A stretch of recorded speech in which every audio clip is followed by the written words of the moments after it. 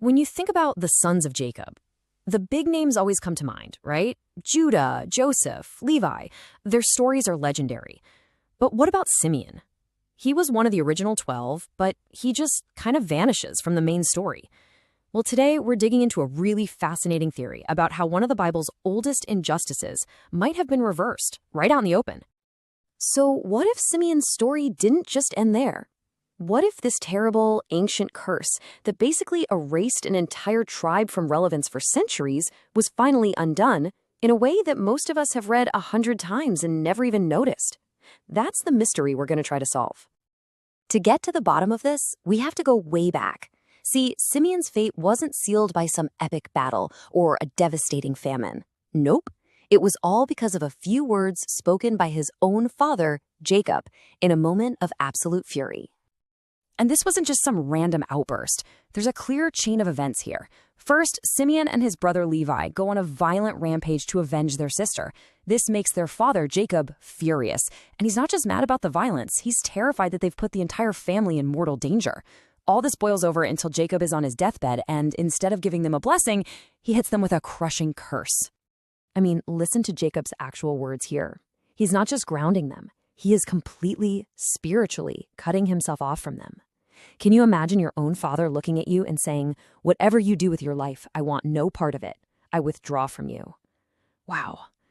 The weight of that is just staggering. And here's where the plot really thickens. Both Simeon and Levi got this curse. They were partners in crime, right? But their futures went in two completely different directions. One brother gets this incredible redemption story, and the other, well, he's just forgotten. Why? The difference is just night and day. Look at Levi's tribe. Despite the curse, they get this amazing second chance. A Levite, Moses, becomes the leader of Israel. The entire tribe gets the priesthood, the sacred duty.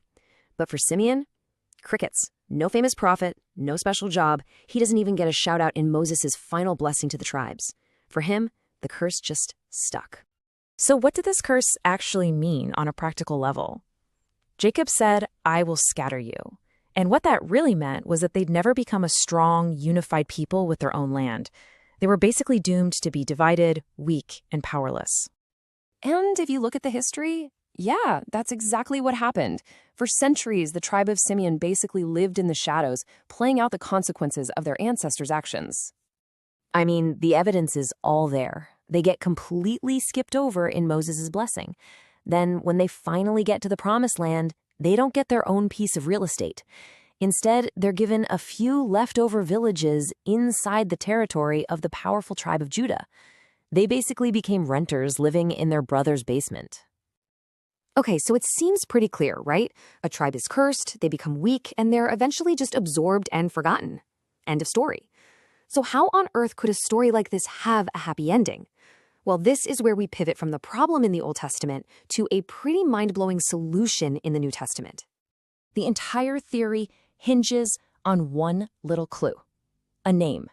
A very, very famous name belonging to one of Jesus's inner circle. We all know him as Simon Peter. And it just so happens that the names Simon and Simeon are, for all intents and purposes, the same name. Now, this goes against what most people think. The common view is that Peter was from the tribe of Judah, mainly because of where he lived. But this theory raises a fantastic question. The name Simeon was stained by this ancient curse.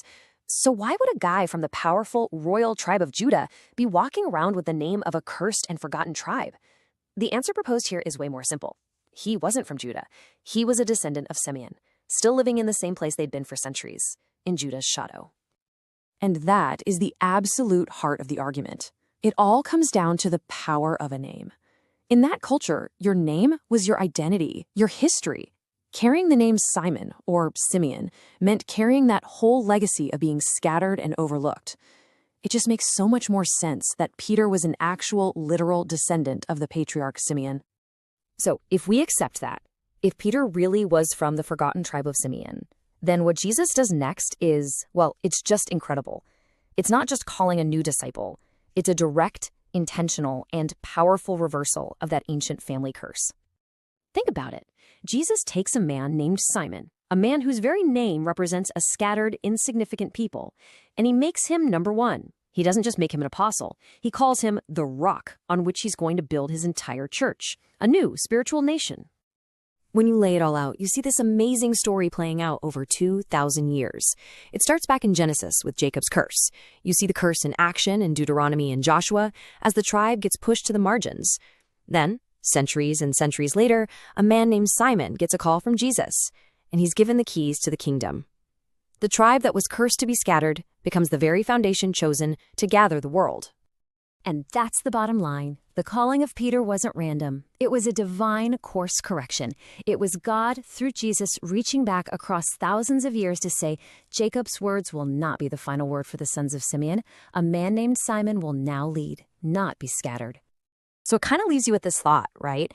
If a story this big, a forgotten son, an ancient curse reversed, can be hiding in plain sight for 2 millennia, it really makes you wonder, what other stories that we think we know so well might have a secret redemption story, just waiting for us to see it in a new light?